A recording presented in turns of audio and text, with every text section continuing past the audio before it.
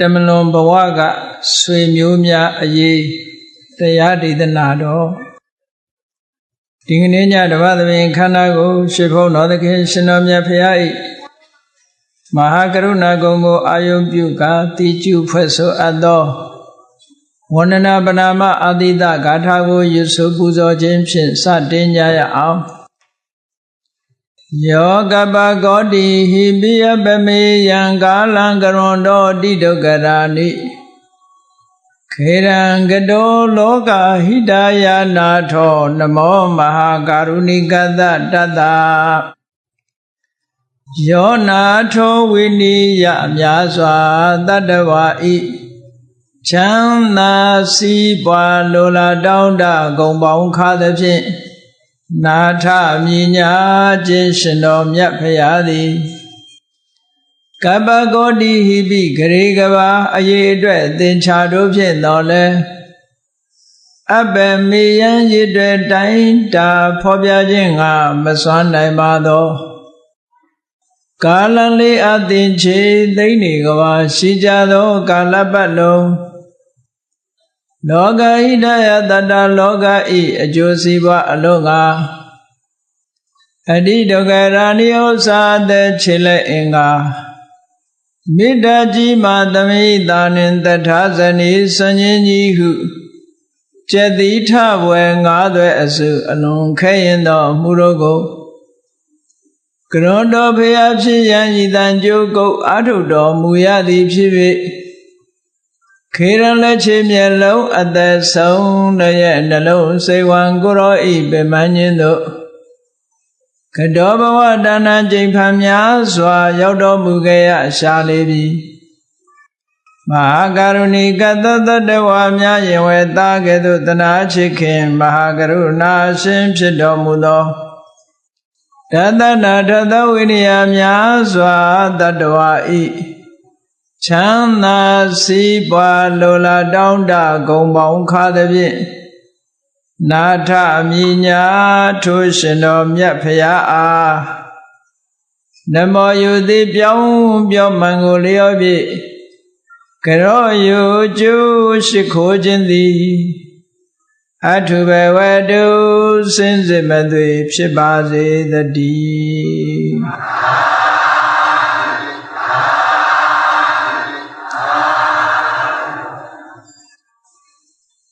တမလွန်ဘဝကဆွေမျိုးများအရေးတဲ့မြန်မာစာပေမှာဘဝနဲ့ပတ်သက်ပြီးတော့နှမျိုးခွဲခြားပြီးတော့ပြောလို့ရှိတယ်မျက်မှောက်ဘဝတဲ့တမလွန်ဘဝတဲ့ဘဝတစ်ခုရရှိလာတဲ့ပုဂ္ဂိုလ်လက်ရှိဘဝမှာအသက်ထင်ရှားရှိနေတဲ့အချိန်မှာဆိုရင်ဒါမျက်မှောက်ဘဝလို့ပြောတယ်ပါဠိစာပေကဒိဋ္ဌဓမ္မတဲ့ဒိဋ္ဌဓမ္မဆိုတာမျက်မှောက်ဘဝရည်ညွှန်းပြောတာအခုလက်ရှိဘဝမှာသက်ရှိထင်ရှားရှိနေကြတဲ့ပုဂ္ဂိုလ်တွေကဒါမျက်မှောက်ဘဝမှာရှိနေကြတယ်လို့ဒီလိုပြောတယ်ကံကုန်လို့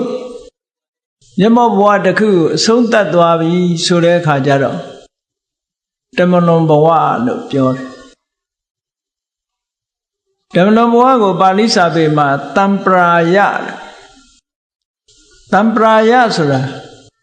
ဒီဘဝကနေပြီးတော့သွားရမယ့်ဘဝတစ်ခုရည်ညွှန်းပြီးတော့တံပရာယလို့ဒီလိုသုံးတယ်ဒါကြောင့်မို့လို့မျက်မှောက်ဘဝမှာဖြစ်တဲ့အခြေအနေကတစ်ခုတမလွန်ဘဝမှာဖြစ်ရမယ့်အခြေအနေကတစ်ခုလို့အခြေအနေနှစ်ရပ်ကိုခွဲခြားပြီးတော့ဖော်ပြလေးရှိတယ်ဘုရားမြတ်စွာဟောကြားတော်မူခဲ့တဲ့တရားတွေထဲမှာလည်းပဲမျက်မှောက်ဘဝမှာရရှိနိုင်တဲ့အကျိုးကိုဖြစ်ပေါ်စေတတ်တဲ့တရားတဲ့တမလွန်ဘဝမှာရရှိခံစားရမယ့်အကျိုးကိုဖြစ်ပေါ်စေတတ်တဲ့တရားလို့ဒီလိုနှမျိုးခွဲခြားပြီးဟောတယ်ဒိဋ္ဌဓမ္မဟိတမျက်မှောက်ဘဝမှာအကျိုးဖြစ်ထွန်းစေတဲ့အကြောင်းတရားတံပရာယဟိတတမလွန်ဘဝမှာအကျိုးဖြစ်ထွန်းစေမဲ့အကြောင်းတရားလို့လောကလူတိုင်းဟာ မျက်မှောက်ဘဝအတွက်သာအလုပ်လုပ်ကြရတာမဟုတ်ဘူးတမလွန်ဘဝအတွက်ပါအလုပ်လုပ်ကြရတယ်အတွေးခေါ်မရှိတဲ့တချို့လူစားများကတော့တမလွန်ဘဝအရေးကိုစဉ်းစားလိမ့်မရှိကြဘူးမျက်မှောက်ဘဝမှာချမ်းသာရင်ပြီးရောနောက်ဘဝကိုသိတာမှမဟုတ်ဘဲနဲ့ဆိုပြီးတော့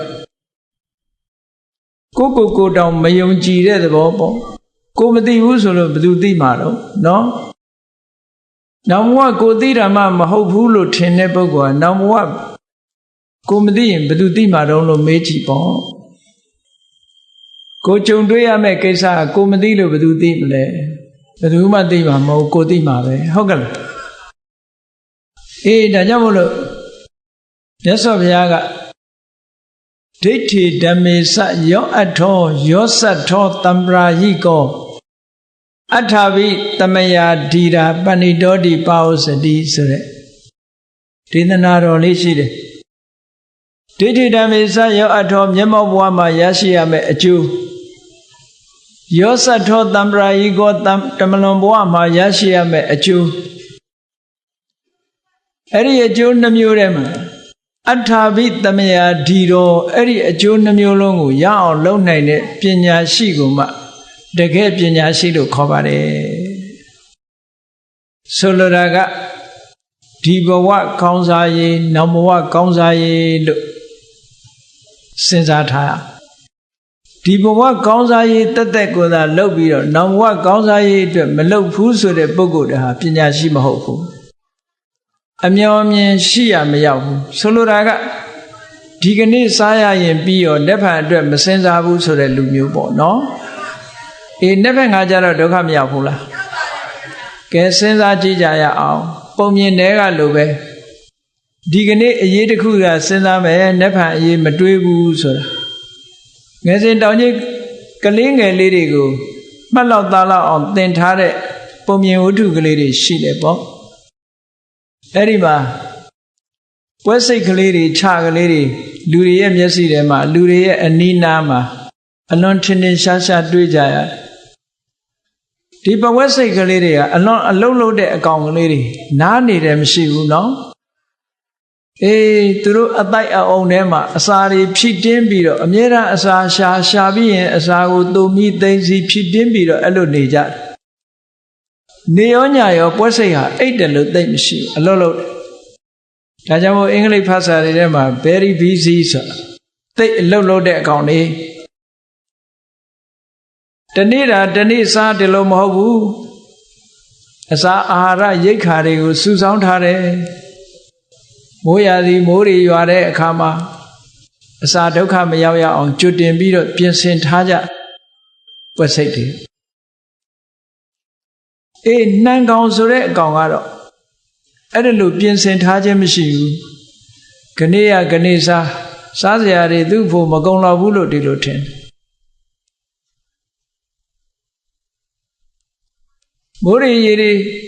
မိုးတွေရွာလို့ရေတွေလွှမ်းသွားတဲ့အခါနှံကောင်ကြီးဟာစားစရာမရှိတော့သေဆုံးอ่ะဘာဖြစ်လဲသူကလက်ဖန်အရေးမတွေးဘူးဒီကနေ့အရေးပဲတွေးတယ်တဲ့နော်ဘဝစိတ်လေးတွေကဒီကနေ့အရေးတွေမကဘူးလက်ဖန်အရေးပါတွေးတယ်ဒီကနေ့လဲဝအောင်စားမယ်လက်ဖန်အတွက်လည်းပဲရှိစေရမယ်အဲ့ဒီသဘောပဲ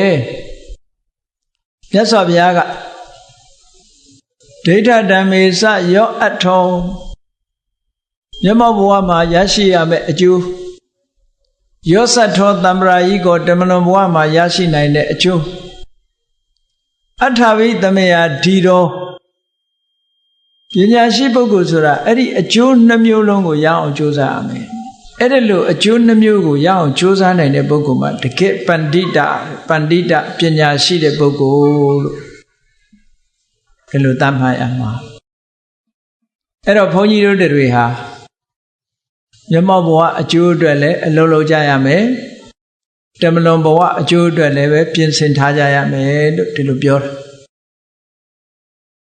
လူတိုင်းလိုပဲကို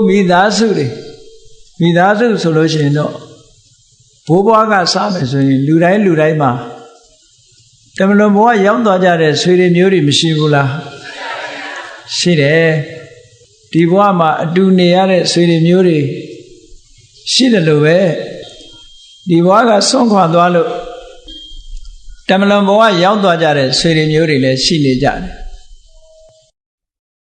မိသားစုတစ်ခုတည်းမဲ့ကြည့်ဘုန်းကြီးတို့မိသားစုမှာညီကောင်မောင်နှမ12ယောက်ရှိတယ်12ယောက်ထဲကမျက်မှောက်ဘဝမှာရှိတာ4ယောက်ပဲရှိတော့အဲ့တော့ကျန်တဲ့ပုဂ္ဂိုလ်10ယောက်ကတမလွန်ဘဝရောက်သွားကြပြီအဲ့ဒီတမလွန်ဘဝရောက်သွားတဲ့ဆွေမျိုးတွေရဲ့အရေးကိုဘယ်လိုစဉ်းစားမလဲလူတိုင်းဟာတမလွန်ဘဝရောက်သွားတဲ့ဆွေမျိုးတွေရဲ့အရေးကိုစဉ်းစားကြရတယ်စဉ်းစားပုံစဉ်းစားနည်းကြတော့မတူကြဘူးတယောက်နဲ့တယောက်မိမိတို့ရဲ့ဓလေ့ထုံးတမ်းစင်လာအားလျော်စွာဆောင်ရွက်လုပ်ကိုင်ကြတာရှိတယ်ပေါ့ဘုရားဘာသာမြန်မာလူမျိုးတွေကတော့တမလွန်ဘဝရောက်သွားတဲ့ဆွေတွေမျိုးတွေအတွက်ကုသိုလ်ကောင်းမှုတွေလုပ်ပေးပြီးတော့လာလေတို့နှစ်လေတို့ဒီလိုလုပ်ပြီးတော့ကုသိုလ်ကောင်းမှုတွေလုပ်ပြီးတော့ဆွေတွေမျိုးတွေကိုအမတ်တရားအနေနဲ့ကုသိုလ်ကောင်းမှုတွေလုပ်ပြီးတော့ပေးကအမြတ်တမ်းပေးဝေလေးရှိတယ်ဟုတ်လားအမြတ်တမ်းပေးဝေကြတယ်ဒါကအစဉ်လာတစ်ခုပေါ့ဘုရားဘာသာပင်ဖြစ်လင့်ကစားမိမိတို့ရိုးရာအစဉ်လာရဆွေမျိုးတွေနဲ့တမလွန်ဘဝကဆွေမျိုးများအရေးကိုကုညီဆောင်ရွက်ပေးနေတဲ့အလေးအထားတွေဟာနိုင်ငံတိုင်းမှာလိုပဲဘာသာတိုင်းမှာလိုပဲလူမျိုးတိုင်းမှာလိုပဲရှိကြတယ်တမလွန်ဘဝကဆွေမျိုးတွေအရေးနဲ့ပတ်သက်ပြီးတော့ဆောင်ရွက်ကြတယ်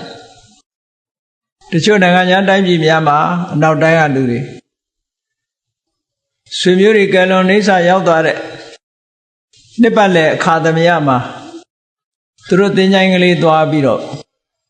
ပန်းချင်းကလေးတွေပါလေးတွေချကြတယ်ပေါ့ဒါလည်းပဲတမလွန်ဘဝကဆွေမျိုးတွေရဲ့အရေးကိုစဉ်းစားပေးတာပဲပေါ့ပန်းချင်းကလေးတွေချပြီးတော့ဆွေမျိုးတွေကိုအမှတ်ရကြောင်းပြသကြတယ်သို့တော့ပန်းချင်းကလေးချပြီးတော့ပန်းချင်းကလေးချပြီးဆွေမျိုးတွေကိုအမှတ်ရကြောင်းပြတာဟာတမလွန်ဘဝကဆွေမျိုးတွေအတွက်အကျိုးရှိနိုင်သလားအထောက်အကူဘာများဖြစ်သလဲဒီဘဝပုဂ္ဂိုလ်တွေကတော့တမလွန်ဘဝဆွေမျိုးသားချင်းတွေကိုအမှတ်ရလို့ပန်းချင်းကလေးသွားချရလို့ရှင်တော့အလွမ်းပြေမှာပေါ့ဒါပဲရှိမှာဟုတ်ကဲ့လား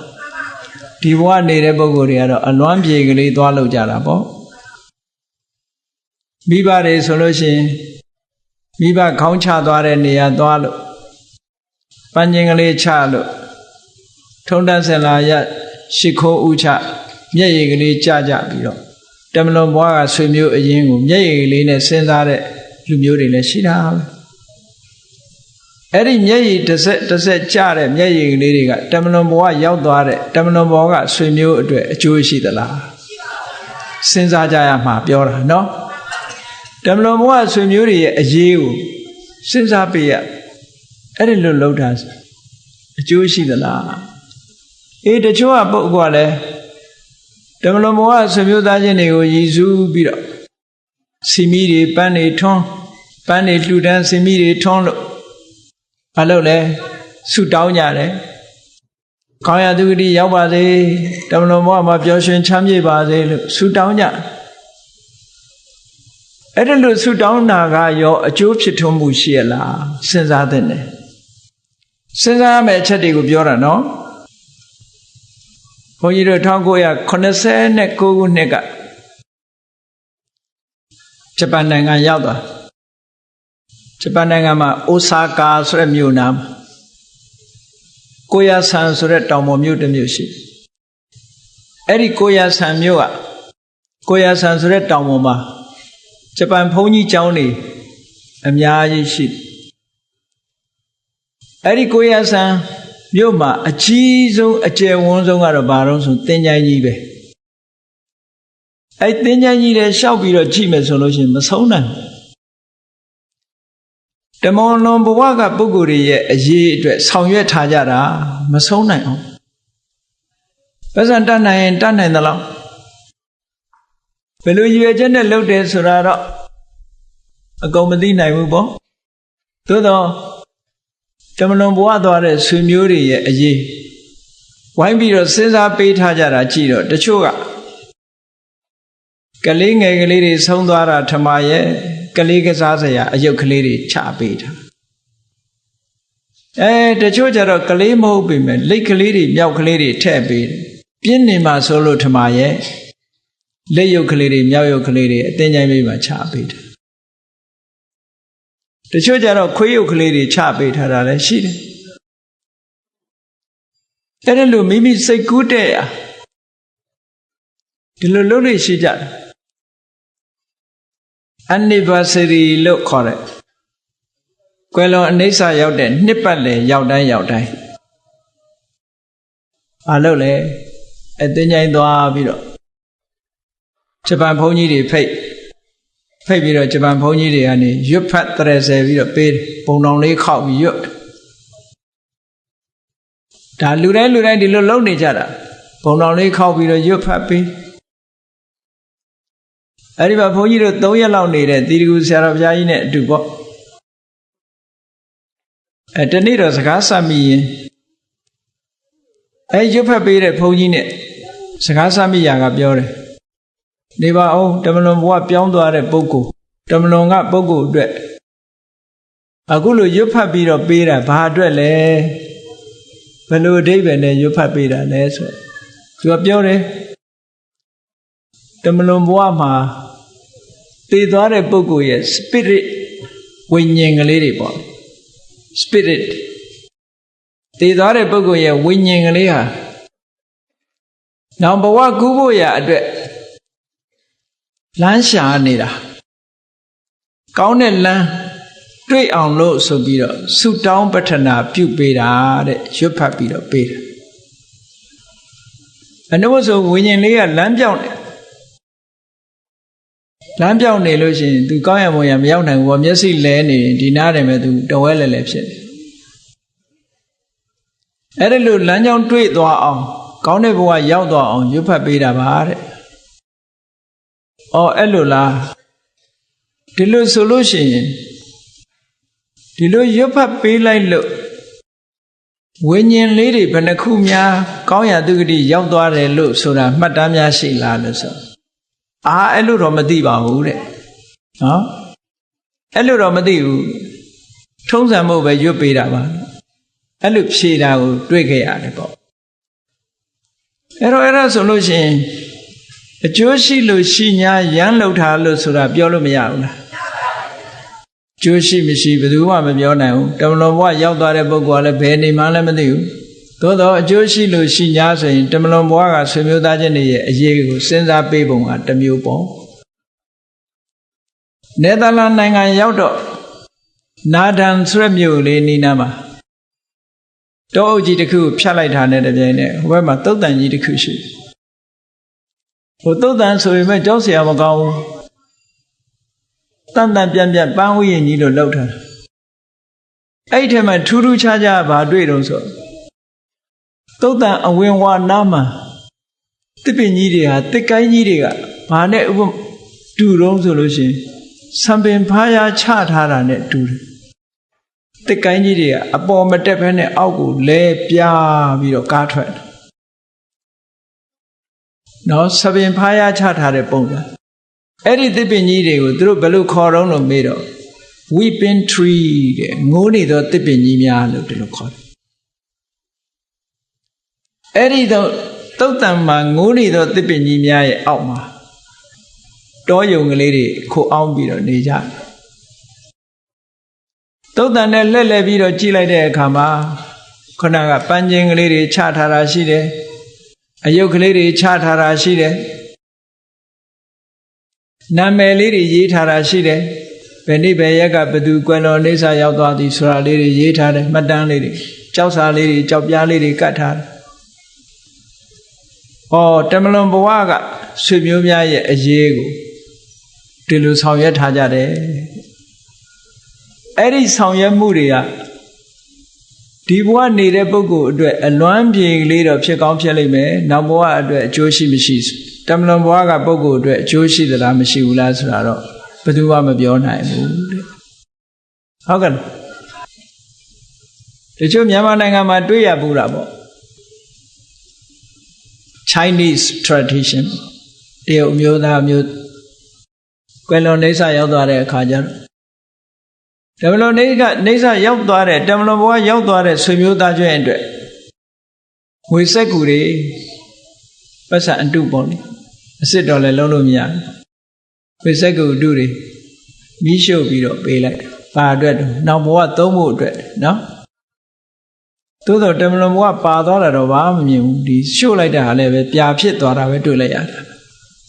လမ်းမှာလည်းခင်းသွားတယ်စာရွက်တွေဘာတွေတော့မသိဘူးပေါ့အေးဝုဖို့စားဖို့ဆိုပြီးတော့အဝတ်တွေအစားတွေလည်းပြည့်စုံအောင်ထည့်ပြီးတော့မြေထဲမြုပ်ပေးလိုက်ကြတယ်သို့တော့ညကြတော့တုတ်တန်ဆောင်တွေတို့ဘာတို့သူ့ဘာယာစာတွေကဖော်ပြီးတော့ကောင်းတာတွေယူလိုက်ကြဟိုလူတော့တုံးလုံးပဲခြံရတာရှေးကဆိုရင်ပို့ပြီးတော့ဟိုရင်းဖြစ်သေးတယ်နောက်ဘဝမှာတဲ့နေဖို့ထိုင်ဖို့အတွက်စီးဖို့ရင်နေရောထည့်ပေးလိုက်တယ်အမျိုးစုံပဲဒါတွေကတော့တုတ်တန်တစ်ခုကိုသင်္ချိုင်းတစ်ခုကိုလေးလာကြည့်မယ်ဆိုလို့ရှိရင်လူသားမျိုးနွယ်တွေဟာအမျိုးမျိုးစိတ်ကူးကြံစပြီးတော့တမလွန်ဘဝကဆွေမျိုးတွေရဲ့အရေးကိုဆောင်ရွက်နေကြတာဒီကနေ့အထိပဲဒီကနေ့အထိဆောင်ရွက်နေကြတယ်အဲ့ဒီဆောင်ရွက်သမျှတွေဟာတကယ်ကောအကျိုးရှိပါလားလို့စဉ်းစားတဲ့နဲ့သို့တော့မစဉ်းစားဘဲနဲ့ဆောင်ရွက်နေတာတွေအများကြီးပဲလောကကြီးမှာတကယ်အကျိုးရှိမရှိမသိဘဲနဲ့လုံနေကြတာတွေမများဘူးလားများတယ်မှန်းဆပြီးတော့လုံနေတာဒီလိုလုံတာဘာအကျိုးရှိတယ်ဆိုတာစဉ်းစားတဲ့နာပေါ့အခုမြန်မာပြည်မှာလုံနေတာလေးတွေရှိသေးတယ်သေတဲ့လူကသေသွားပြီဘာလုံနေမွေးနေ့တွေလုံနော်သေသွားတဲ့ပုဂ္ဂိုလ်အသက်100ပြည့်မွေးနေ့ဆိုတော့သေတဲ့ပုဂ္ဂိုလ်ကအသက်100ရှိပါအောင်မလားလူတယောက်ဟာသေသွားပြီဆိုပါစို့80 80လောက်ကသေသွားပြီသူ့ရဲ့မွေးနေ့အနှစ်100ပြည့်ဆိုပြီးတော့နောက်အနှစ်20လောက်ကြာလာလှုပ်တယ်တခါတရံကြတော့ဒီလူကရှိသေးလို့လားတကယ်အသက်ရှင်နေတာလားဆိုတော့မဟုတ်ဘူးသေတာဖြင့်ကြာပြီအရိုးတောင်ဆွေးသွားပြီသို့တော့မွေးနေ့ဆိုပြီးတော့လှုပ်မွေးနေ့လှုပ်ပြီးကုသိုလ်ကောင်းမှုလုပ်ရင်တော့ကုသိုလ်တော့ရတာပေါ့ကုသိုလ်ရပါတယ်အမတ်တရားလည်းဖြစ်တော့ဖြစ်တာပေါ့သို့တော့အဲ့ဒီလူကအသက်တရားဟုတ်ပါမလားသူသေးတာက80လောက်ကသေသွားတယ်ဆိုသူဘယ်လိုလုပ်ပြီးအသက်တရားပြည့်မလို့မပြည့်ဘူးပေါ့အေးနိုင်ငံရခြားမှာဗမာပြည်မှာတော့သိမတွေ့ရပါဘူးကြော်ညာဈေးတွေကြီးလို့ထမရဲ့နိုင်ငံရခြားမှာဆိုတော့စင်ကာပူတို့မလေးရှားတို့ရောက်တဲ့အခါမှာသတင်းစာကြီးတွေကြီးလိုက်လို့ရှိရင်လွမ်းပြထားတဲ့သတင်းတွေအများကြီးပဲဓာတ်ပုံအချီးကြီးတွေဗမာပြည်မှာလည်းတစ်ခါတော့တွေ့ပါတယ်ခုမှကျတော့ပူများတယ်ဘယ်နှစ်ပြည့်သွားပြီမေးလို့မရသေးဘူးဆိုတဲ့အလွမ်းစာတွေအလွမ်းကြပြာတွေနဲ့ဓာတ်ပုံကြီးတွေနဲ့ဖော်ပြနေတာရှိတယ်တွေ့ဘူးကြပါလိမ့်မယ်အလွမ်းကြပြာတွေစာစီပြီးတော့လွမ်းပြထားကြတယ်မလွမ်းတင်ဘူးလားဆိုလွမ်းတော့လွမ်းတင်တာပေါ့ဒါပဲလို့လွမ်းပြလိုက်လို့ရတဲ့အကျိုးတရားကကိုယ့်အတွက်ဖြည့်သိမ့်စရာလေးတစ်ခုတော့ဖြစ်ကောင်းဖြစ်မယ်တမလွန်ဘဝကဆွေမျိုးတွေအတွက်ဘာဖြစ်မလဲဘာမှဖြစ်ကိုယ်ကသာလွမ်းသူကလွမ်းညင်မှာလွမ်းဟုတ်ကဲ့လားကိုယ်ကသာလွမ်းပြီးသူကလွမ်းညင်မှာလွမ်းမယ်ဆိုတာတကယ်ပဲကြားဖို့ကြပါလိမ့်မယ်ဘုရင်ကြီးတစ်ပါးကသူ့ရဲ့မိဖုရားအမတန်ချောမောလှပါတယ်မိဖုရားငယ်ငယ်ရွယ်ရွယ်သိဆုံးသွားတဲ့အခါကျ ဒီရုပ်အလောင်းကိုမစွန့်ပစ်ရဲလို့မပုတ်မသိုးအောင်လုပ်ပြီးတော့မှန်ကောင်းနဲ့ထည့်ပြီးတော့ထမင်းမစားနိုင်မတောက်နိုင်မအိပ်နိုင်အဲ့ဒီအလောင်းသားမှာပဲထိုင်ပြီးတော့ဘုရင်ကြီးဟာတငုံကိုတယိုယိုလုပ်နေဘယ်သူကမှနားချလို့မရဘူးတည်သွားတဲ့ပုဂ္ဂိုလ်ဆိုတာပြန်ခေါ်လို့လည်းရတာမဟုတ်ဘူးနားချလို့မရဘူးနောက်ဆုံးကျတော့ပညာရှိအမတ်တွေကဥယျာဉ်ထဲမှာရောက်နေတဲ့ပညာရှိယသိကြီးတစ်ပါးကိုတွေ့တော့အဲ့ဒီယသိကြီးကိုပင့်ပြီးတော့နားချခိုင်းရယသိကြီးကပြောတယ်တဲ့ရှင်မင်းကြီးဘယ်သူ့ကိုလွမ်းနေတာတော့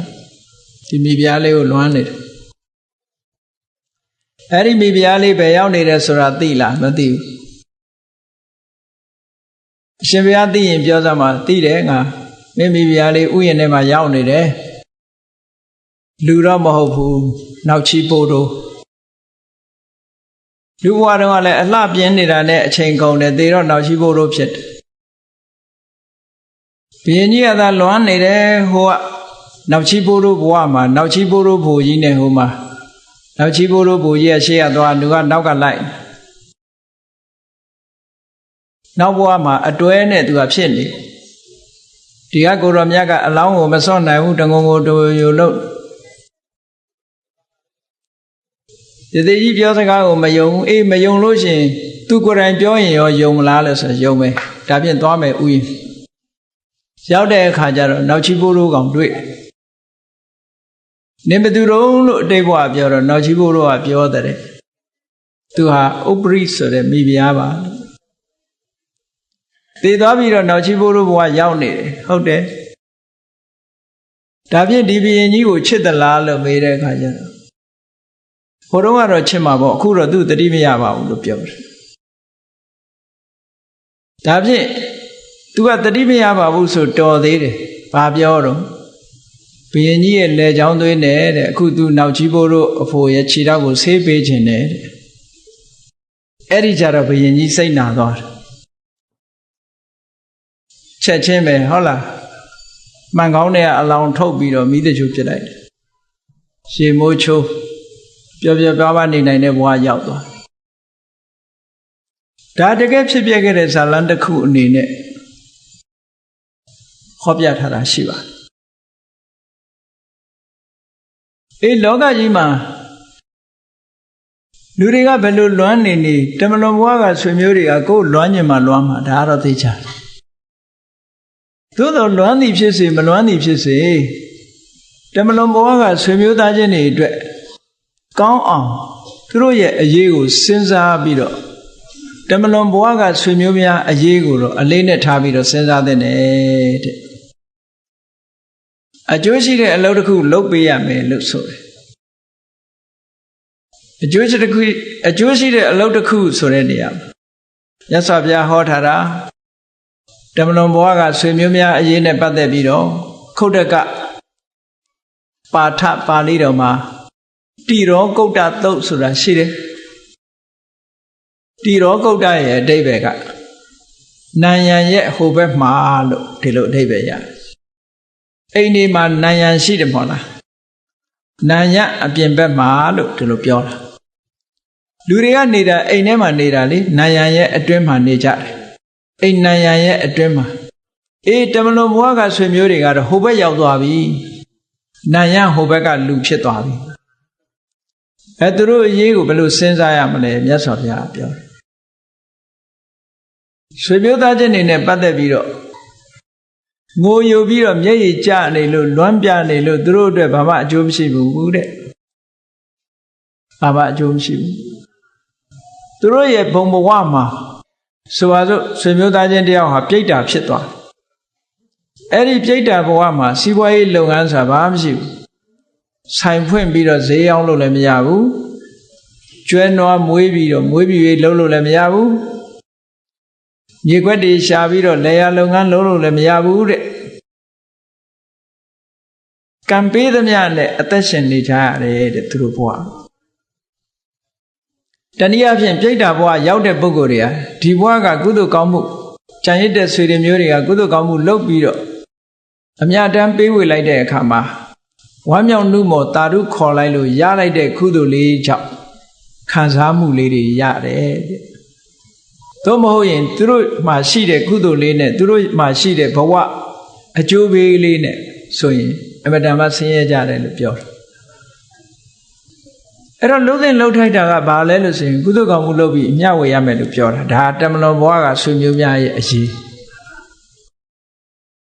ဒါနဲ့ပတ်သက်ပြီးတော့မေကွန်တစ်ခုမေးထားဘူးလေမြတ်စွာဘုရားသခင်ကိုရောမြတ်ကတာဝတိပြည်ဇေရွန်အကြောင်းသတင်းသုံးနေတဲ့အချိန်မှာတာဝတိပြည်ကဇာနုသောဏိဆိုတဲ့ပုံနာကြီးတယောက်ရှိဇာနုသောဏိဆိုတာမင်းဆရာပရောဟိတ်ယာဓုရဲ့နာမည်လို့ပြောတယ်ဇာနုသောဏိဆိုတဲ့ဘုရင်ဆရာပရောဟိတ်ပုံနာကြီးကမြတ်စွာဘုရားကိုမေးတယ်တဲ့သူတို့အစဉ်အလာယုံကြည်ချက်အရာတမလွန်ဘဝပြောင်းသွားတဲ့ပုဂ္ဂိုလ်တွေအတွက်ကုသိုလ်ကောင်းမှုတွေဒါနကောင်းမှုတွေပြုပေးကြတယ်အလှူဒန်းလုပ်ပေးတယ်ဒါကဘသူကိုရည်စူးပြီးတော့လှူပါတယ်ပေါ့တတ္တလို့ခေါ်တဲ့တမလွန်ဘဝပြောင်းသွားတဲ့ပုဂ္ဂိုလ်တွေကိုထမင်းနေပါလေထမင်းဟင်းနေတီထားပြီးတော့ကျွေးမွေးကြတယ်သူတို့အတွက်ထမင်းခဲပွဲတွေကိုပြင်ဆင်ပြီးတော့ကျွေးမွေးကြတယ်ဒါနကောင်းမှုတွေလုပ်ပေးကြတယ်ထမင်းခဲပွဲပြင်ဆင်ပြီးတော့လုပ်ကြတယ်အဲ့ဒီကုသိုလ်ကောင်းမှုတွေဟာအဲ့ဒါလို့လုပ်တာဟာတမလွန်ဘဝရောက်သွားတဲ့ပုဂ္ဂိုလ်တွေအတွက်တကယ်ပဲသူတို့စီမှာအကျိုးကျေးဇူးတွေရရှိနိုင်သလားဒီဒါနကောင်းမှုတွေကိုသူတို့တကယ်ပဲခံစားရသလားလို့ဘေးကမေးတာဘုန်းကြီးတို့တွေလည်းပဲကြည့်မြန်မာနိုင်ငံမှာဗုဒ္ဓဘာသာအစဉ်အလာရလူတွေဟာကွယ်လွန်နှုတ်ဆက်ရောက်သွားတဲ့ဆွေတွေမျိုးတွေကိုရည်စူးပြီးတော့ကုသိုလ်ကောင်းမှုတွေလုပ်ကြတယ်အဲ့ဒါလို့လုပ်တာဟာတမလွန်ဘဝရောက်သွားတဲ့ပုဂ္ဂိုလ်တွေအတွက်အကျိုးရှိသလားလို့ဆိုတာစဉ်းစားဖို့လိုအပ်တယ်ပေါ့မလိုအပ်ဘူးလားမစဉ်းစားဘဲနဲ့လုပ်လို့ရှိရင်ဆိုပါစို့တမလွန်ဘဝကပုဂ္ဂိုလ်ကဘယ်နေမှလည်းမသိဘူးလိပ်စာလည်းမရှိဘူးရှိရလားလိပ်စာမရှိသလိုတယ်လီဖုန်းနံပါတ်လည်းမရှိဘူးတယ်လီဖုန်းနံပါတ်ရှိရင်လည်းလှမ်းခေါ်ရသေးရဲ့နော်လိပ်စာရှိရင်လည်းပဲစာထည့်ပြီးတော့ပေးရသေးတယ်ခုတယ်လီဖုန်းနံပါတ်လည်းမရှိဘူးလိပ်စာလည်းမရှိဘူးဘယ်မြို့ဘယ်ရွာမှလည်းမသိဘူးအဲ့လိုမသိဘဲနဲ့မှန်းရမ်းပြီးတော့လုပ်နေတာဟာသူ့စီမှာအကျိုးကျေးဇူးတွေရပါမလားလို့မစဉ်းစားသင့်ဘူးလားစဉ်းစားသင့်တယ်သို့တော့စဉ်းစားရမှာပြင်းကြတယ်မစဉ်းစားဘူးအစဉ်အလာရပဲလှုပ်တာပဲခုနဂျပန်ဘုန်းကြီးပြောသလိုပဲထုံးစံရတာလှုပ်လိုက်တာဝိညာဉ်တွေဘယ်နှခုလွတ်သွားတယ်ဆိုတာသူတို့မသိဘူးရွတ်တော့ရွတ်နာပဲတို့တွေလည်းကုသိုလ်ကောင်းမှုတွေလုပ်ပြီးမြတ်တမ်းတော့ပေးဝေနေကြတာပဲကိုပေးဝေတဲ့ကုသိုလ်ကောင်းမှုတွေရဲ့အမြတ်တမ်းကိုသူတို့တကယ်ရလားမရလားဆိုတာမစဉ်းစားဘူးဆိုလို့ရှိရင်တော်ပါမလားဒါကြောင့်မလို့စဉ်းစားတဲ့လူတယောက်ကမြတ်စွာဘုရားကိုမေးထားတယ်ဒီလိုရည်စူးပြီးတော့ကုသိုလ်ကောင်းမှုလုပ်တဲ့ဒါနရဲ့ဒါနကောင်းမှုရဲ့အကျိုးတရားကိုသူတို့ခံစားရသလားလို့မေးတော့မြတ်စွာဘုရားကဖြေတယ်ဘုရားကတူတူလေးဖြေလိုက်တာဌာနေကပ္ပတိအဌာနေနကပ္ပတိရနိုင်တဲ့နေရာဆိုရင်တော့ရတာပေါ်တယ်မရနိုင်တဲ့နေရာဆိုမရဘူးတဲ့ဟောဒါဘုရားဖြေတာနော်ရနိုင်တဲ့နေရာဆိုရင်ရမယ်တဲ့မရနိုင်တဲ့နေရာဆိုမရဘူးဆိုတော့အရှင်ဘုရားတဲ့တပည့်တော်နားမလည်ဘူးရနိုင်တဲ့နေရာမရနိုင်တဲ့နေရာကိုခွဲပြောပါအောင်ဆိုတော့မြတ်စွာဘုရားကရှင်းပြတယ်ဘယ်သူပဲဖြစ်ဖြစ်တတ္တဝါဆိုတာဘယ်သူမပြုမိမိမှုပဲမြန်မာစကားရှိတယ်မို့လားကိုယ်ဝန်ကိုယ်ထမ်းကိုယ်လန်းကိုယ်သွားဟုတ်ကလား ဒါဘာကိုရည်ရွယ်ပြောတာတုံးဆိုလို့ရှိရင်တမလွန်ဘဝခရီးသွားတဲ့အကြောင်းကိုပြောတာကိုယ်ဝန်ကိုယ်ထမ်းတမလွန်ဘဝမဟုတ်ဘူးခုဘဝမှာခရီးသွားရင်ကတော့ကိုယ်ဝန်ကိုအလုသမားငှားပြီးတော့ထမ်းခိုင်းတာရှိတယ်လေဟုတ်ကဲ့လားကိုယ်ဝန်ကိုယ်ထမ်းမဟုတ်ဘူးကိုယ်ဝန်ကိုသူ့ထမ်းခိုင်းမယ်ကိုလန်းကိုမသွားဘူးကားလန်းကသွားမယ်ကိုယ်ဝန်ကိုယ်ထမ်းကိုလန်းကိုသွားဆိုတာတမလွန်ဘဝကိုသွားတာကိုပြောတာနော်အဲ့ဒီကြရင်တော့အလုသမားငှားလို့မရဘူးအလုသမားငှားလို့မရသည့်အတွက်ကြောင့်ကိုယ်ဝန်ကိုယ်ထမ်းပြီးသွားရမယ်ကိုလုပ်တဲ့ကံအားလျော်စွာတမလွန်ဘဝရောက်ရှိပြီးတော့သွားမယ်ထိုရောက်တဲ့အခါမှာလည်းပဲဝိညာဉ်အနေနဲ့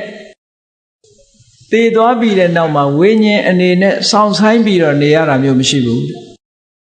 အခုတည်အခုနောက်ဘဝမှာမွေးမယ်ချက်ချင်းမွေးတယ်ချက်ချင်းမွေးတယ်24ပစ္စည်းထဲမှာအနန္တရပစ္စယောဆိုတဲ့ထဲမှာအခုတည်သည်ဤအခြားမဲ့ဆိုတာဂျားထဲမှာဘာမှမချဘူးတမလွန်ဘဝဆိုတာတည်သည်ဤအခြားမဲ့ပဲအခုသုတိစိတ်ကြားလိုက်တာနဲ့တပြိုင်နက်ပရိသေနောက်ကလာသို့တော့လူတွေကယုံကြည်နေကြတယ်မျက်မှောက်ဘဝနဲ့တမလွန်ဘဝဒီဘဝနှစ်ခုစัจ जा လေးမှာတဲ့အန္တရာဘဝဆိုတဲ့ဈာကာလဘဝကလေးတစ်ခုရှိသေးတယ်လို့ဒီလိုယုံကြည်ကြတယ်ဒါဗုဒ္ဓဘာသာသမိုင်းမှာကိုပဲအဲ့လိုယုံကြည်တယ်ဆိုတာရှိတယ်ဒီကနေ့တိဘက်နိုင်ငံမှာရှိတဲ့တိဘက်ဗုဒ္ဓဘာသာဝင်တွေကလူတယောက်သေသွားလို့ရှိရင်တဲ့ဈာကာလဘဝလေးမှာ49ရက်နေတယ်နော်49ရက်ဟိုဘဝမသွားသေးပဲနဲ့ဒီဘဝ49ရက်ဈာမှာဆူတောင်းပေးမယ်မေတ္တာပို့ပေးမယ်ကုသိုလ်တွေလုပ်ပေးမယ်ဒီလိုသဘောမျိုးမြန်မာလူမျိုးတွေလည်းပဲယုံကြည်တဲ့သဘောလေးရှိတာပဲရက်လဲတယ်ဆိုတာဘယ်နှစ်ရက်မှလဲတာလဲ9ရက်မှလဲတာမြို့ကလူတွေတော့မြန်မြန်လဲပြစ်ကြတယ်ထင်ပါတယ်9ရက်ရက်လဲတယ်ဆိုတာတချို့လူတွေကထင်တယ်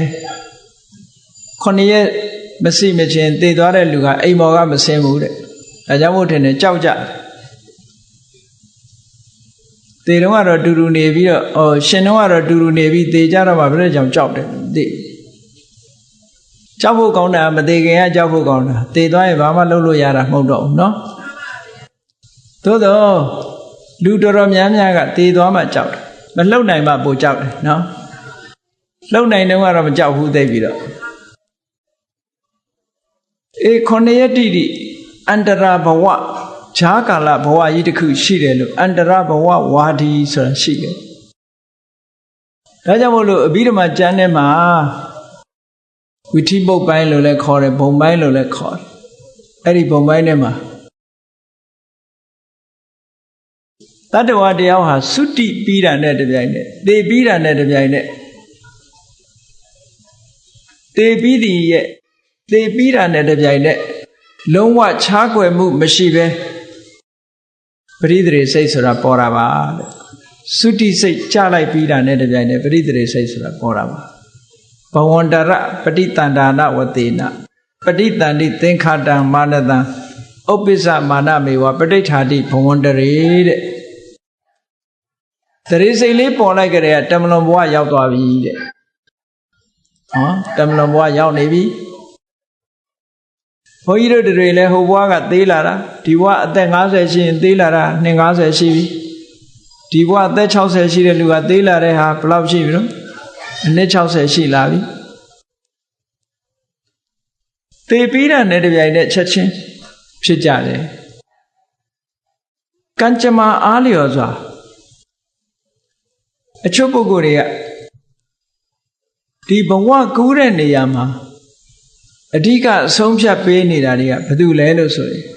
သူစရိုက်နဲ့ဒုစရိုက်ပဲမြတ်စွာဘုရားရဲ့ဒေသနာတော်တွေကိုလေ့လာပြီးတော့ကြည့်မယ်ဆိုလို့ရှိရင်ဒုစရိုက်လှုပ်တဲ့ပုဂ္ဂိုလ်တွေကငရဲတရိစ္ဆာန်ပြိတ္တာဆိုတဲ့အပေပုံတွေမှာသွားတယ်သူစရိုက်တွေကအကျိုးပေးတာလူဘုံနတ်ဘုံမှာအကျိုးပေးတယ်ဒုစရိုက်ကငရဲတရိစ္ဆာန်ပြိတ္တာမှာအကျိုးပေးတယ် တော့အလုံးသိတဲ့အတိုင်းပဲဒုစရိုက်10ပါးအဲ့ဒီဒုစရိုက်10ပါးဆိုတဲ့ထဲမှာစိတ်ထဲမှာဖြစ်တဲ့ဒုစရိုက်ကိုသိပြီးလူတွေကအတိမတ်မထားကြဘူးเนาะ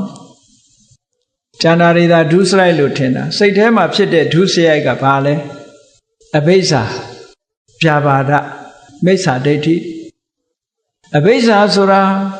သူများပိုင်တဲ့ပစ္စည်းကိုကိုယ်ပိုင်ဖြစ်ချင်တဲ့အတွေးလောဘနဲ့တွေးတဲ့အတွေးသူပစ္စည်းကိုယ်ပစ္စည်းလုပ်ချင်တဲ့အတွေးအဲ့ဒီတွေးယုံနဲ့ပဲဒုစရိုက်ဖြစ်သွားပြီအကုသိုလ်ဖြစ်သွားပြီကာမပဋ္ဌမြောက်သွားပြီပါးစပ်ကပြောစရာမလိုသေးဘူးခန္ဓာကိုယ်ကအလုပ်တာမဟုတ်သေးဘူးကိုယ်ဒီလက်ရောက်လုပ်တာမဟုတ်ဘူးဒီအတွေးလေးတွေးပြီးလိုက်တာနဲ့တပြိုင်တည်းအဘိဇ္ဇာဆိုတာဖြစ်သွားအဲ့ဒါဒုစရိုက်ဖြစ်သွားတယ်ဒုစရိုက်သည်အဲ့ဒီလောဘသည်တာမန်စေရနာကိုခေါ်ရတဲ့ကံမျိုးမဟုတ်ဘူးဒီလောဘကိုယ်တိုင်းကိုကအဘိဇ္ဇာဆိုတဲ့လောဘကိုယ်တိုင်းကိုကကံဖြစ်သွားပြီလို့ပြောတယ်ကံဖြစ်သွားရင်အကျိုးပေးတော့မှာပေါ့ဟုတ်ကဲ့လားထို့တူပဲဗျာပါဒရိုးရိုးစိတ်ဆိုးတာမဟုတ်ဘူးဒီလူဒုက္ခရောက်သွားပါစေတည်သွားရင်ကောင်းမှာပဲပျက်စီးသွားရင်ကောင်းမှာပဲဆိုတဲ့ဒီအတွေးလေးတွေးလိုက်လို့ရှိရင်ဗျာပါဒဖြစ်သွားပြီအဲ့ဒီဗျာပါဒအတွေးလေးဟာကံအရာမြောက်သွားလို့သူ့ကိုမနောဒုစရိုက်အကုသလကာမပဋ္ဌာလို့ခေါ်တယ်ဟောအကျိုးပေးသွားပြီသူကအကျိုးပေးဖို့အခြေအနေဖြစ်သွားနောက်တစ်ခုကမိစ္ဆာဒိဋ္ဌိတွေးလိုက်တယ်ကံကံရဲ့အကျိုးဆိုတာမရှိဘူးကံတရားတွေရဲ့အကျိုးမရှိဘူးဆိုတဲ့နတ္ထိကဒိဋ္ဌိကုသိုလ်ကံအကုသိုလ်ကံတို့ရဲ့အကျိုးကိုညှင်းပယ်တယ်ဒီဘဝဟိုဘဝကိုညှင်းပယ်တယ်အမေအဖေကိုညှင်းပယ်တယ်အမေအဖေပေါ်မှာပြုလုပ်တဲ့ကုသိုလ်ကောင်းမှုကျေးဇူးပြုမှုစော်ကားမှုတွေကိုညှင်းပယ်တယ်သေပြီးပြန်ဖြစ်တယ်ဆိုတာကိုညှင်းပယ်တယ်လောကကြီးကိုထူးထူးခြားခြားသိမြင်ပြီးတော့အကျဉ်းမှန်နဲ့လောကကြီးအကြောင်းကိုပြောပြနိုင်တယ်ဖျားရှိတယ်ဆိုတာကိုညှင်းပယ်တယ်အဲ့ဒီညှင်းပယ်တဲ့အတွေးတွေတွေးမိလိုက်တဲ့ပုဂ္ဂိုလ်ဒါမိစ္ဆာဒိဋ္ဌိသူ့အတွေးတွေကမိစ္ဆာဒိဋ္ဌိခေါ်တယ်အဲ့ဒါဟိုတက္ကာယဒိဋ္ဌိတို့ဘာလို့နဲ့မဆိုင်ဘူးမနောဒုစရိုက်ထဲမှာပါတဲ့အဲ့ဒီမိစ္ဆာဒိဋ္ဌိဒီညှင်းပယ်တဲ့အတွေးတွေးမိလိုက်တာနဲ့တပြိုင်တည်းမိစ္ဆာဒိဋ္ဌိဖြစ်သွားတယ်အဲ့ဒီမိစ္ဆာဒိဋ္ဌိဒီကံအရာမြောက်သွားပြီလို့ဆိုတာဒါမနောကံမနောဒုစရိုက်အပေကိုကြစေနိုင်တယ်ငရဲမှာဖြစ်စေနိုင်တယ်တရိစ္ဆာန်ဘဝရောက်စေနိုင်တယ်ပြိတ္တာဘဝရောက်စေနိုင်တယ်ပေါ့ဒီအကုသိုလ်ကနော်ဟောနှုတ်ကပြောတဲ့အကုသိုလ်တွေလူတိုင်းသိတယ်မုဒ္ဒဝါဒပိတုဏဝါစာပရုဒ္ဒဝါစာတမ္ပပလာပအဲ့ဒါကနှုတ်ကပြောတာစိတ်ထဲကဖြစ်ရုံနဲ့မကဘူးတဖန်ကိုတိလက်ရောက်ကြတော့ပါဏာတိပါဒအဒိဏဒါနကာမိတုမိစ္ဆာစာရာဆိုတဲ့ဒုစရိုက်တွေဟောပေါင်းလိုက်တော့ဒုစရိုက်10မျိုးအဲ့ဒီဒုစရိုက်10မျိုးကိုပြုလုပ်ထားတဲ့ပုဂ္ဂိုလ်တွေဟာသေသည်အခြားမဲ့မှာဘယ်ဘုံသွားရောက်ကြတုံးဆိုငရဲဘုံရောက်သွားကြတယ်တဲ့အဲ့ဒီငရဲဘုံရောက်သွားလို့ရှိရင်ငရဲဘုံမှာရရှိထားတဲ့အနေထားတိုင်းပဲဒီဘဝမှာဆက်လက်ရှိပြီးတော့နေကြရတယ်ငရဲရောက်နေတဲ့ပုဂ္ဂိုလ်ကလည်းသူကနဲ့သူပဲငရဲမှာဆက်ပြီးတော့သူရှင်သန်နေမှာပဲငရဲဘုံရောက်သွားလို့ရှိရင်တတ်လို့လည်းသေတာမဟုတ်ဘူးသူကကံမကုံမချင်းမသေးဘူးတဲ့ငရဲကနော်လက်ဖြတ်ခြေဖြတ်ဘလောက်တတ်မသေးဘူးကံကုံမသေးတာသူကငရဲရဲ့တဘာဝကံမကုံမချင်းလွန်လန်းမရှိဘူးဆင်းရဲတာတော့အလွန်ပဲမိတွေဘလောက်လောင်းငရဲဘုံရောက်တဲ့လူကပြဖြစ်သွားအောင်မဖြစ်ဘူးပူတာပဲရှိမယ်သွေးရဲတန်ရဲသွေးတွေဘလောက်ထွက်သွေးလွန်တဲ့ယောဂနဲ့သေတယ်မရှိဘူးငရဲမှာနော်လက်တွေခြေတွေဖြတ်လို့သွေးလွန်သွားတယ်ဆိုတာမရှိဘူးအတက်ကတော့ရှင်းနေတော့မယ်ကိုယ်သက်ပြင်းတို့မသက်ပြင်းတို့ကငရဲပြေမှာရှိတာဘယ်လိုဒုက္ခရောက်လို့မှမသိဘူးကံကုန်မှသိတယ်တတ်လို့သိရင်တော့လည်းငရဲကခဏလေးကျွတ်သွားမှာပေါ့အဲ့လိုမသိဘူးတဲ့သူကအေးကောင်းပြီအဲ့ဒီငရဲရောက်သွားတဲ့ပုဂ္ဂိုလ်တယောက်ဟာသူကံနဲ့သူပဲယက်တည်နေမှာပဲတဲ့ဒီကနေပြီးတော့ကုသိုလ်ကောင်းမှုလုပ်ပြီးတော့အမြတ်တမ်းပေးဝေလို့ကတော့သူ့အတွက်ရောက်မှာမဟုတ်ဘူးဒါကအထာဏတစ်ခုပဲဟုတ်ကဲ့လားလူတယောက်ဟာသေသွားလို့အကုသိုလ်ကံကြောင့်ငရဲပြေရောက်သွားတယ်ငရဲဘဝမှာသူ့ဘာသူကံနဲ့သူပဲယက်တည်နေလိမ့်မယ် ဒီကနေကုသိုလ်ကောင်းမှုလုပ်ပေးပေမဲ့လို့ဒီကုသိုလ်ကောင်းမှုရဲ့အကျိုးကို तू မခံစားရဘူးတဲ့ဘာဖြစ်လို့မခံစားရတာတုံးလို့မေးလို့ရှိရင် तू နဲ့အဆက်အသွယ်ပြတ်သွားပြီဒီကုသိုလ်ကောင်းမှုလုပ်တာကို तू သိပါမလားမသိဘူးမသိလို့တာရုမခေါ်နိုင်ဘူးကုသိုလ်ဆိုတာပတ္တာနုမောဒနာအမြဝေလိုက်တဲ့အခါမှာပတ္တိဌာနအနေနဲ့အမြပေးဝေလိုက်တဲ့အခါပတ္တာနုမောဒနာလို့ဆိုတဲ့တာရုဆိုတဲ့ဝမ်းမြောက်မှုပေါ်တာရုခေါ်ပြီးလက်ခံလိုက်မှကုသိုလ်ဆိုတာရတာဒီတိုင်းမရဘူးဒါကြောင့်မို့လို့အမြဆိုတဲ့အခါတာရုနဲ့ခေါ်ကြရတာတာရုမခေါ်ပဲပါဇက်ပိတ်နေအမြမရဘူးနော်အေးတာရုခေါ်တာဟာဘာမှမရဘူးလို့တချို့ကထင်ကောင်းထင်လိုက်တယ်သူများကုသိုလ်ကောင်းမှုလုပ်လို့တာရုခေါ်တာဟာမရဘူးလို့ထင်ကောင်းထင်လိုက်တယ်တာရုခေါ်တဲ့အကျိုးလည်းရတယ်နော်ဘာဖြစ်လို့မရဘူးထင်တာတော့ဆိုပတ်စံရှိနေတဲ့ပုဂ္ဂိုလ်တယောက်ကိုမုံဘိုးလေးတွေသွားပေးမယ်တရားနေရာမုံဘိုးပေးမယ်ဆိုရင်အရာရောက်ပါမလားရောက်ဘူးသူ့အိမ်မှာလည်းစားစရာတွေရှိတယ်သွားပြီးတော့စားစရာလေးတစ်ခွက်ပေးလို့ရောအရာရောက်မလားမရောက်ဘူးအဲ့ဒါမျိုးလိုပဲဟိုမှာစားစရာတွေပြည့်နေတဲ့အချိန်မှာတာရုခေါ်တာအတွက်ကဘာမှသူ့မှာအရာမထင်တယ်လို့ဖြစ်တယ်ပေါ့သို့တော့တတိထင်ရှားဘဝမှာတာရုခေါ်တာအကျိုးပေးတယ်ဆိုတာ950ဇတ်ထဲမှာရှိတယ်နော်သင်္ခပုံနာဆိုတာဖះလောင်မယ်ပင်လယ်ခရီးကိုဖြတ်တန်းတော့မယ်ဆိုတဲ့အခါမှာလမ်းမှာတွေ့ခဲ့တဲ့အရှင်မြတ်တစ်ပါးကိုအရှင်မြတ်တစ်ပါးဟာနေဘူးကျဲကြီးထဲမှာလမ်းပေါ်မှာပူတဲ့နေဘူးပြင်ကြီးမှာခီးသွားတဲ့အခါကျတော့ကွတ်တာနဲ့ပူနှုံးလို့အဲ့ဒီချိန်မှာသူစီးလာတဲ့ဖနက်ကိုချွတ်ပြီးတော့တတ်ရဖြစ်အောင်တန်ရှင်းပွတ်တက်ပြီးတော့ထိုအရှင်မြတ်ကိုဖနက်တရံလှူလိုက်တယ်နော်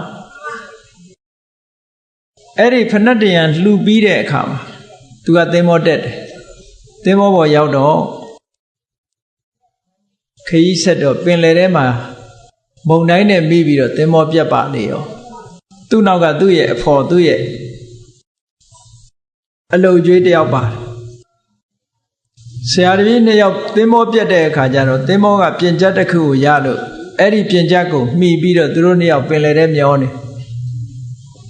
9ရက်လောက်တိတိမျောနေတဲ့အခါကျတော့သူ့ရဲ့ကုသိုလ်ကောင်းမှုကြောင့်ဖဏတ်လှူခဲ့တဲ့ကုသိုလ်ကောင်းမှုကလာခဲ့တာ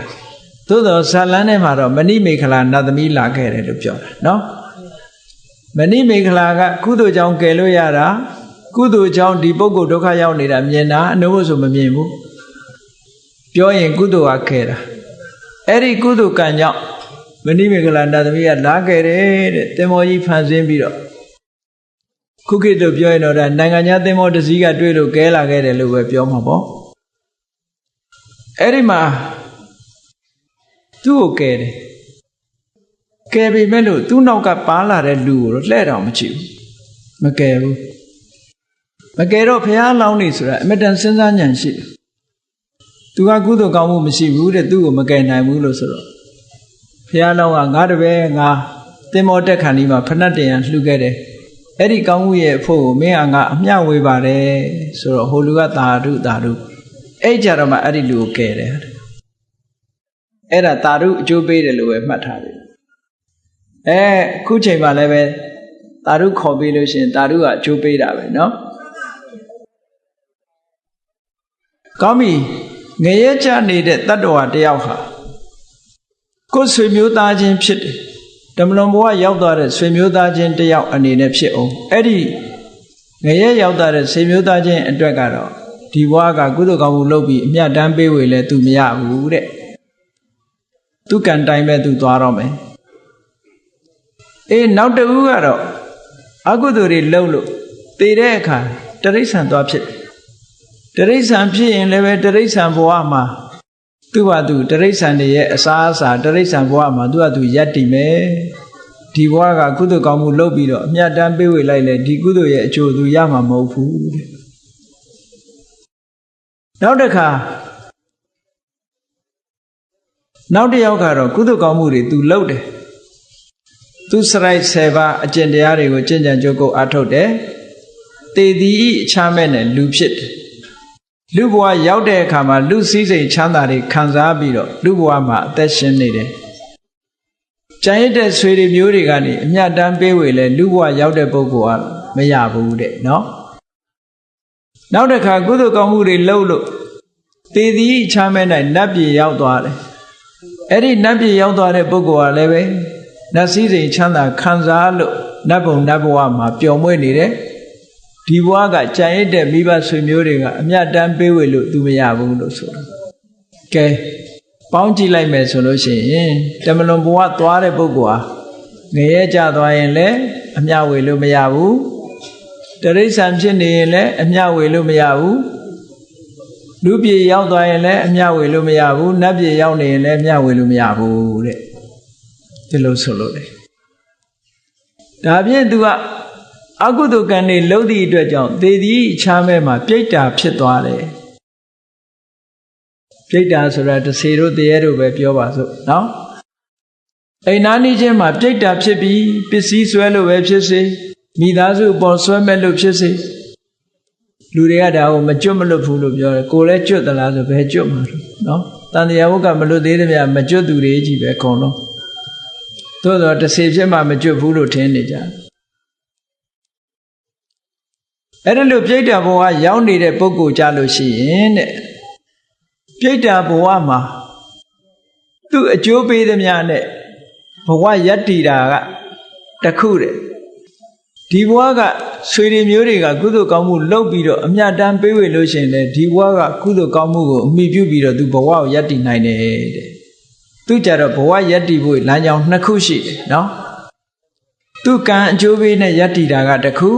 ဒီဘဝကကုသိုလ်ကောင်းမှုကိုဒီဘဝကဆွေတွေမျိုးတွေကအမျှဝေတဲ့အခါမှာတာဓုခေါ်လိုက်လို့ရတဲ့အကျိုးတရားကိုလည်းပဲမှီပြီးတော့ယတ္တိနိုင်တယ်လို့ဒီလိုပြောတယ်အဲ့ဒါကိုပဲဂတိ၅ပါးလို့ခေါ်တယ်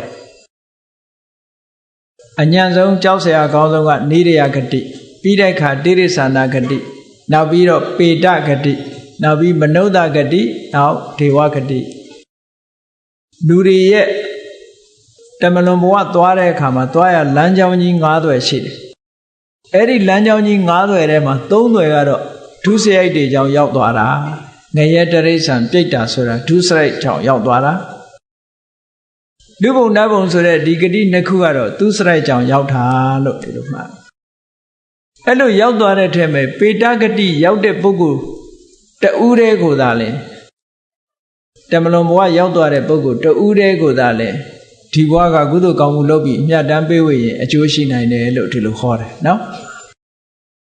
အဲ့ဒီပုံနာကြီးကိုအဲ့ဒီလိုရှင်းပြီးတော့ဟောလိုက်တဲ့အခါကျတော့ပုံနာကြီးကထပ်မေးတယ်အရှင်ဘုရားတဲ့တပည့်တော်တို့ရည်စူးတဲ့ပုဂ္ဂိုလ်ကတဲ့အဲ့ဒီပြိတ္တာဘုံကိုမရှိဘူးပြိတ္တာဘုံမှာမဖြစ်ဘူးဆိုလို့ရှိရင်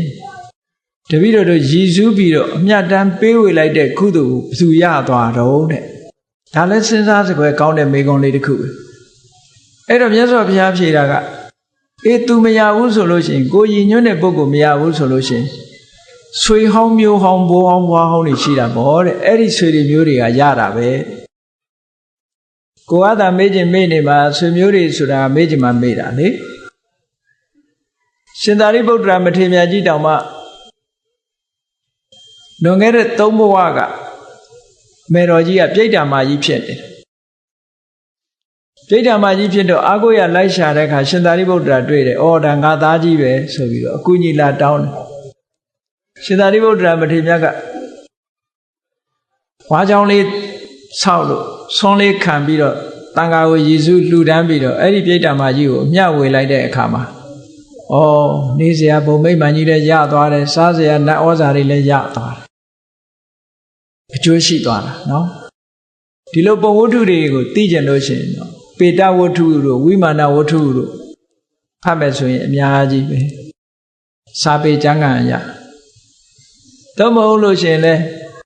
မြန်မာနိုင်ငံမှာလည်းပဲအတွေ့အကြုံရေးထားတဲ့ဝတ္ထုမျိုးတွေလည်းရှိတာအမြတ်တမ်းပေးဝေလိုက်လို့ရှိရင်ရတယ်ကုသိုလ်ကောင်းမှုရပြီးတော့ချမ်းသာဒုက္ခရသွားကြတာတွေများများစွာရှိတယ်ပေါ့အဲ့ဒီမှာပုံနာကြီးက မေးတဲ့အခါမြတ်စွာဘုရားကအေကိုရည်စူးတဲ့ဆွေမျိုးသားချင်းကတမလွန်ဘဝပြိတ္တာဘုံမှာမရှိဘူးဆိုရင်ရှိတဲ့ဆွေမျိုးတွေရတာပေါ့လို့ဆိုတော့ပုံသားကြီးကထပ်မေးတယ်အရှင်ဘုရားတဲ့တပည့်တော်တို့ရည်စူးတဲ့ပုဂ္ဂိုလ်လည်းမရှိဘူးတခြားဆွေမျိုးသားချင်းတွေလည်းမရှိဘူးဆိုရင်ကောတဲ့ဘယ်သူရမှာလဲဆိုတော့မြတ်စွာဘုရားကတန်တရားကြီးဆိုတာဒီလောက်ကြားနာကိုယ်ဆွေမျိုးတွေမရှိတဲ့ပြိတ္တာဘုံဆိုတာဘယ်တော့မှမရှိနိုင်ဘူးတဲ့ဒါဟုတ်ကဲ့လားဗိမိတာရမင်းကြီးတောင်မှပဲဟိုကကုသနာမြတ်စွာဘုရားလက်ထက်ဝိပဿနာမြတ်စွာဘုရားလက်ထက်ကဆွေတွေမျိုးတွေပြိတ္တာဘုံရောက်တာတွေရှိတာအတိတ်ဘဝဆွေမျိုးတွေကဘာချားပြီးတော့ဆွေတွေမျိုးတွေကပြိတ္တာဘဝရောက်နေကြတာရှိတယ်အဲ့ဒါကြောင့်မို့လို့ဆွေတွေမျိုးတွေကကိုယ်ဆွေမျိုးအမြတ်တမ်းပေးဝေမှာကိုစောင့်စားပြီးတော့နေကြတယ်အမြတ်တမ်းပေးဝေလိုက်ရင်ဝမ်းမြောက်မှုမို့သာဓုခေါ်လိုက်တာနဲ့တပြိုင်နက်သူတို့ရဲ့ဘဝအခြေအနေတွေဟာချက်ချင်းတိုးတက်ပြောင်းလဲသွားနိုင်တယ်တဲ့ဘယ်သူကြောင့်ပြောင်းလဲတာတော့ကုသိုလ်ကြောင့်ပြောင်းလဲတာနော်တခြားကြောင့်ပြောင်းတာမဟုတ်ဘူးသူတို့တဏ္ဍာမှာဖြစ်တဲ့ကုသိုလ်ကြောင့်ပြောင်းလဲတာဒါနဲ့ပတ်သက်ပြီးတခုမှတ်เสียရလေးတခုပြောအောင်ကုသိုလ်ဟာအဓိကကြရတယ်ဆိုတဲ့အကြောင်းနဲ့ပတ်သက်ပြီးဘုန်းကြီးတို့တွေအလုံးသိကြတယ်အလုံးတရားနာပရိသတ်တွေကြားဘူးတယ်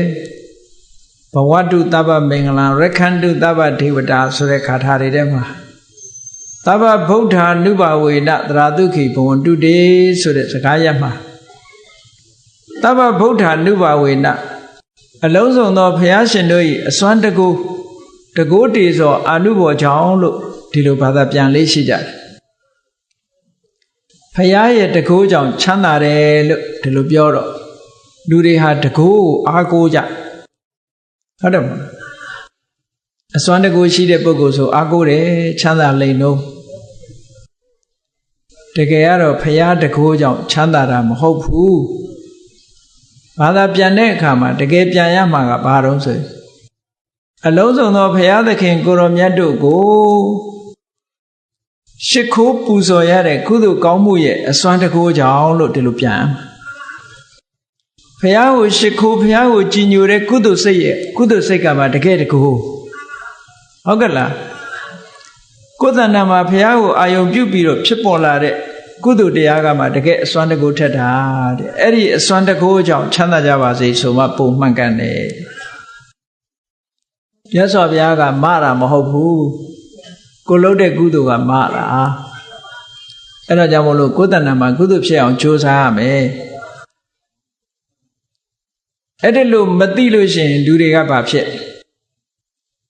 ဖရာကိုးကွယ်တာတောင်မှပဲလက်ကောင်းတဲ့ဖရာမှာကိုးကွယ်နော်လက်ကောင်းတဲ့ဖရာကိုးကွယ်ဖရာကလက်ကောင်းမှာမဟုတ်ဘူးကိုလုပ်တဲ့ကုသိုလ်ကံကမှလက်ကောင်းမှာနော်ကုသိုလ်ကံကိုဥတီချက်မထားဘဲနဲ့ယုတ်တုတော်ကိုသွားပြီးတော့ဥတီချက်ထားလို့ရှိရင်ဒါမှန်ကန်မှုမရှိဘူးမှန်ကန်မှုမရှိဘူးကုသိုလ်ရဲ့အစွမ်းတကူကသာလဲမှန်ကန်တယ်လို့ဒီလိုပြောရသော်ဘုရားကိုယ်တိုင်ကလည်းပဲပုံညာဘိက္ခဝေမာဘာယိဋ္ဌဒုက္ခသေတံအဓိဝဆနံယတိတံပုံညာနိချမ်းသာခြင်းရင်ကုသိုလ်မကြောက်နဲ့တဲ့ကုသိုလ်များများလို့ကုသိုလ်များမှချမ်းသာမယ်ပြောတယ်နော်ဒီလိုဟောထားတာအေးဒါကြောင့်မို့လို့ခုနကတမလွန်ဘဝပြောင်းသွားတဲ့ပုဂ္ဂိုလ်လည်းပဲဒီကကုသိုလ်ကောင်းမှုလုပ်ပြီးအမြတ်ဝေတယ်ဆိုတာဒီကကုသိုလ်ကြောင့်သူတို့ချမ်းသာဒုက္ခရသွားတယ်ဆိုတဲ့နေရာမှာဆက်ဆက်မှုရှိတာကိုသာပြောတာဒီကအမြတ်ဝေရတန်းနဲ့သူတို့ကတာရုမခေါ်ဘူးဆိုရင်မရဘူးအဲ့တော့တာရုခေါ်လိုက်တာလည်းပဲပုံညာကရိယာဝတ္ထု10မျိုးထဲမှာတာရုခေါ်တာကုသိုလ်တစ်ခုဟုတ်ကဲ့လားပုံညာကရိယာ10ခုပုံညာကရိယာဝတ္ထု10မျိုးရှိတယ်ပြုလုပ်တဲ့ပြုလုပ်ထိုက်တဲ့ကုသိုလ်ချမ်းသာဒုက္ခရဲ့တရားဖြစ်လို့ဝတ္ထုချမ်းသာဒုက္ခရဲ့အကြောင်းတရားဖြစ်လို့ဝတ္ထုဖြစ်ပြီးတော့လှုပ်တဲ့လှုပ်ထိုက်တဲ့ကုသိုလ်10မျိုးလို့ဆိုတဲ့အထက်မှာတာရုခေါ်တာလဲလှုပ်တဲ့လှုပ်ထိုက်တဲ့ကုသိုလ်တစ်မျိုးပဲတဲ့အဲ့ဒီတာရုခေါ်တဲ့ကုသိုလ်ကြောင့်စိတ်ဓာတ်ဘုံရောက်နေတဲ့ပုဂ္ဂိုလ်တွေဟာကုသိုလ်ကောင်းမှုအကျိုးတွေကိုခံစားကြရတာလို့ဒီလိုမှတ်ရမယ်နော် အကယ်၍သာတို့မခေါ်နိုင်ဘူးဆိုရင်သူတို့မရဘူးအဲ့ဒါကြောင့်မလို့မြတ်စွာဘုရားဖြေတယ်ပြိတ္တာဘုံမှာကိုယ်ဆွေမျိုးသားချင်းတွေကင်းတဲ့နေရာဆိုတာမရှိနိုင်ပါဘူးတဲ့ရှိနေမှာပါတဲ့ဒါပေမဲ့လို့တကယ်တော့လေလူသူကိုယ်တိုင်အကျိုးကျေးဇူးတွေအများကြီးရပါတယ်လို့ဒီလိုဟောတာပြုသူကိုယ်တိုင်ကအများကြီးရတယ်လို့ပြောတာဆွေမျိုးသားချင်းကိုရည်စူးပြီးတော့ပြုတာဖြစ်ဖြစ်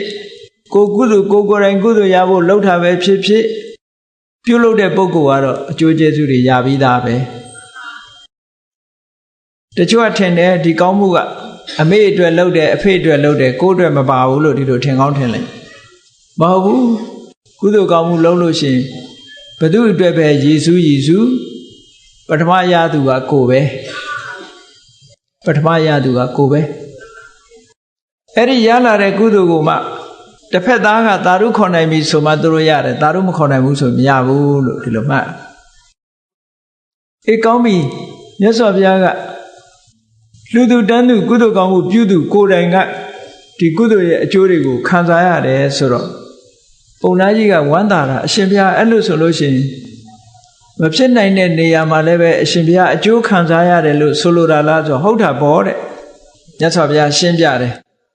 ဆိုပါစို့တဲ့လူတယောက်ဟာဒုစရိုက်လုပ်ငန်းတွေလုပ်တယ်ဒုစရိုက်တွေကြောင့်တည်သွားတဲ့အခါမှာဆင်သွားဖြစ်တယ်သို့တော့သူကမသေးခင်ကဒုစရိုက်တွေလုပ်ပေမဲ့လို့လှူမှုတမ်းမှုဝါသနာပါတယ်လှူတယ်ဒါကြောင့်မို့သူကဒုစရိုက်လုပ်လို့ဆင်ဖြစ်တယ်တရိစ္ဆာန်ဘဝရောက်သွားတယ်လှူခဲ့သည့်တန်းခဲ့သည့်အတွက်ကြောင့်ဆင်ပြူတော်ဆိုပြီးတော့ခန်းခန်းနာနာမယ်သူအကာအယံနဲ့အမိုးနဲ့အကျွေးတာမွေးတာတွေနဲ့ရေချိုးပေးမဲ့လူနဲ့မရှိဘူးလားရှိတယ်ဆင်ပေမဲ့လို့အမလေးစိတ်နဲ့နေရတဲ့ဆင်ဟာရှိသေးတယ်နော်အဲ့ဒီတိုင်းပဲခွေးတွေရောစိတ်နဲ့နေရတဲ့ခွေးမရှိဘူးလားရှိတယ်ခုခေတ်ဆိုမှခွေးကမော်ဒန်မြင့်တဲ့ကားကြီးတွေစီးလို့ဟိုမှာလူအိတ်တဲ့နေရာကြီးတွေအိတ်လို့အမေခွေးစာတောင်မှပဲ special ထုတ်လုပ်ထားတဲ့ခွေးစာကျွေးရတချို့များကြက်ဥကဘယ်နှလုံးလို့အသားကဘယ်နှလုံးနဲ့လူတဲ့တောင်မှသူတို့ကသားနေချင်သေးတယ်အဲ့ဒါဒါနရှိခဲ့တဲ့ခွေးလို့ပြောတာဒါနမရှိခဲ့တဲ့ခွေးကြတော့ဟိုအမိုက်ပုံနှန်းဒီအမိုက်ပုံနှန်းနဲ့ဒီလိုနဲ့ပြီးနေကြတရိစ္ဆာန်ဘဝရောက်တော့မှဒါနကုသိုလ်ရဲ့အကျိုးဟာခံစားရတယ်လို့မြတ်စွာဘုရားဟောတာနော်လှူသူဟာမကောင်းတဲ့ဘဝရောက်သွားအောင်လှူတဲ့ပုဂ္ဂိုလ်ဟာတရိစ္ဆာန်ဖြစ်အောင်ကောင်းကျိုးချမ်းသာတွေရတယ်လို့ပြောတာချမ်းသာတယ်လို့ပြောတာထို့တူပဲလှူတဲ့ပုဂ္ဂိုလ်ဟာလှူပြီးဆိုလို့ရှိရင်ထိုလှူတဲ့အကျိုးဟာဖြစ်လျာဘဝမှာလိုက်ပြီးတော့အကျိုးပေးမယ်ဒါနကောင်းမှုလုပ်တယ်သူစရိုက်တရားတွေကျင့်သုံးဆောက်တည်တယ်သူစရိုက်ကျင့်သုံးဆောက်တည်သည့်အတွက်ကြောင့်လူပြေရောက်တယ်ဒါနကောင်းမှုတွေလုပ်ခဲ့သည့်အတွက်ကြောင့်လူဘုံလူဘဝမှာလူချမ်းသာတယောက်ဖြစ်တယ်သူစရိုက်လုပ်သည့်အတွက်ကြောင့်လူဖြစ်တယ်ဆိုလိုတာကသီလကြောင့်လူဖြစ်တယ်နော်သီလကြောင့်လူဘဝရောက်တယ်ဒါနကြောင့်လူချမ်းသာဖြစ်တယ်ထို့တူပဲသူစရိုက်တရားတွေကိုကျင့်သုံးခဲ့သည့်အတွက်ကြောင့်နတ်ပြည်ရောက်တယ်ဒါနကောင်းမှုကြောင့်နတ်စည်းစိမ်ချမ်းသာသူများနဲ့မတူအောင်ချမ်းသာတယ်ဒီအကျိုးတွေကဒါကြောင့်မလို့သူ့အကျိုးနဲ့သူပဲဒါနကောင်းမှုလုပ်တဲ့ပုဂ္ဂိုလ်ဟာတိရစ္ဆာန်ဖြစ်လဲကောင်းကျိုးချမ်းသာတွေခံစားရတယ်လူဖြစ်လည်းပဲကောင်းကျိုးချမ်းသာတွေခံစားရတယ်နတ်ဖြစ်လည်းကောင်းကျိုးချမ်းသာတွေခံစားရတယ်ဒါကြောင့်မို့ဒါနကောင်းမှုပြုလုပ်တဲ့ပုဂ္ဂိုလ်ဟာဘယ်တော့မှအကျိုးမဲ့မဖြစ်ဘူးလို့မြတ်စွာဘုရားဟောတာအဲ့လိုဟောလိုက်တဲ့အခါကျတော့မှခေါဏကဆွေတွေမျိုးတွေကိုရည်စူးပြီးတော့ဒါနကောင်းမှုပြုတာဆွေမျိုးတွေအတွက်သာပြုတဲ့လူမရဘူးလို့ထင်နေတဲ့ပုံသားကြီးကအရှင်ဘုရားဝမ်းသာစရာပဲဒီလိုဆိုရင်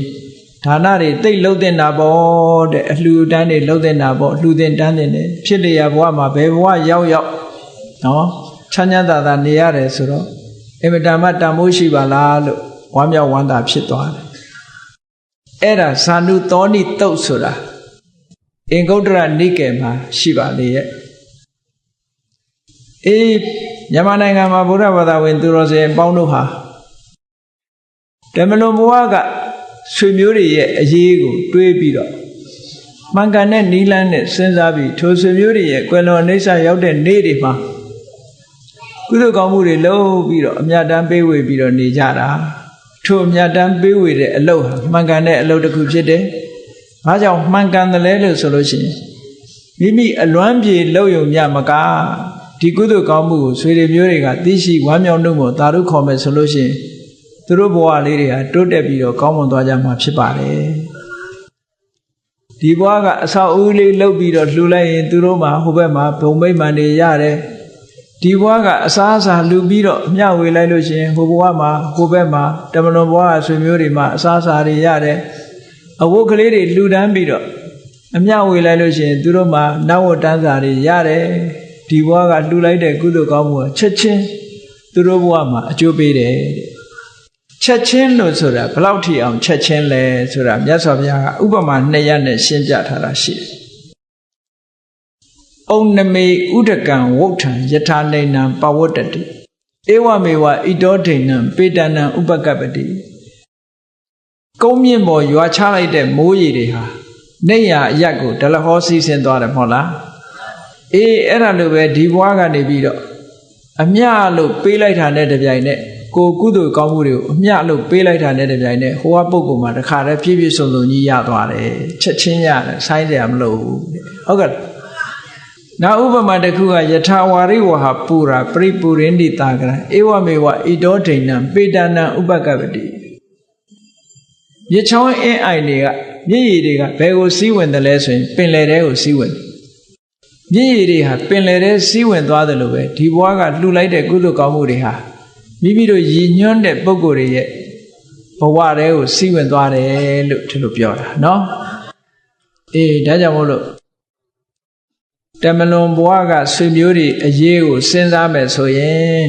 သတင်းစာထဲမှာအလွမ်းထဲ့တာကလည်းပဲကိုယ့်အတွက်စိတ်ဖြည့်သိမ့်ုံမှတပါသူတို့အတွက်ဘာမှအကျိုးမရှိဘူးတဲ့နော်တင်းကြိုင်းသွားပြီးတော့ပန်းညင်ကလေးတွေချတာလည်းပဲကိုယ်စိတ်ဖြစ်သိယုံမှတပါသူတို့အတွက်ဘာမှအကျိုးရမှာမဟုတ်ဘူးကြိုက်တတ်တဲ့အစားအစာလေးတွေသွားချထားတာလည်းပဲသူတို့အတွက်အကျိုးရမှာမဟုတ်ဘူးသူတို့အတွက်တကယ်အကျိုးရတာတော့ကုသိုလ်ကောင်းမှုလုပ်ပြီးတဲ့အခါမှာသူတို့ကိုအမြတ်တမ်းပေးဝေခြင်းကသာလျှင်သူတို့အတွက်ကောင်းကျိုးချမ်းသာရနိုင်တယ်ဆိုတဲ့မှန်ကန်တဲ့အသည့်တရားတွေကိုရပြီးတော့တမလွန်ဘဝရောက်နေတဲ့တမလွန်ဘဝကဆွေမျိုးတွေရဲ့အရေးကိုစဉ်းစားပြီးတော့အကျိုးရှိတဲ့အလုပ်ကိုလုပ်ဖို့အမြဲတမ်းအရေးကြီးပါတယ်ဆိုတဲ့အကြောင်းကိုတမလွန်ဘဝကဆွေမျိုးများအရေးဆိုတဲ့တရားဒေသနာဖြင့်ရှင်းလင်းဟောကြားခြင်းဖြစ်ပါတယ်ဒါကြောင့်မို့တရားချစ်ခင်သူတော်စင်ပြိဿပေါင်းတို့သည်တမလွန်ဘဝကဆွေမျိုးတွေရဲ့အရေးကိုစဉ်းစားမယ်ဆိုရင်ကုသိုလ်ကောင်းမှုလုပ်ပြီးတော့အမြတ်တမ်းပေးဝေခြင်းသည်သာလျှင်မှန်ကန်သောနိလန်ဖြစ်တယ်လို့သိရှိပြီးတော့ကြိုးစားအားထုတ်နိုင်ကြပါစေကုန်သတည်း